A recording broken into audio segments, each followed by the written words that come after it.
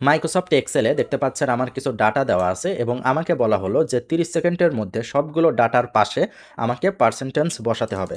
যেমন এখানে দেখতে পাচ্ছেন আছে হচ্ছে 23, তো 23-এর পাশে এইভাবে পার্সেন্টেজ যুক্ত করতে হবে। তো 23%, 45%, 22%। তো এই যে ডাটা, এই ডাটাটা যদি অনেক বড় হয় এবং এই যে পার্সেন্টেজ যদি আপনি ম্যানুয়ালি যুক্ত করতে যান, তাহলে কিন্তু অনেক টাইম লাগবে। তো এটা করতে আপনি একটি মাত্র ফর্মুলা ইউজ করতে পারেন, সেটা হচ্ছে এই যে পাশের যে কোনো একটি ফাঁকা ঘর নেবেন, ঘর নেওয়ার পরে লিখবেন হচ্ছে 1, এরপরে লিখবেন পার্সেন্ট।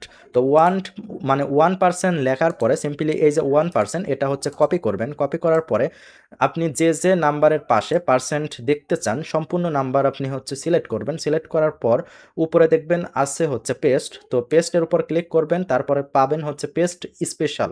তো সেখানে ক্লিক করলে আপনার একটি ডায়লগ বক্স ওপেন হবে। এখানে দেখবেন আছে হচ্ছে মাল্টিপ্লে, সিম্পলি সেখানে ক্লিক করে ওকেতে ক্লিক করলেই আপনার সকল নাম্বারের পাশে পার্সেন্টেজ যুক্ত হয়ে যাবে।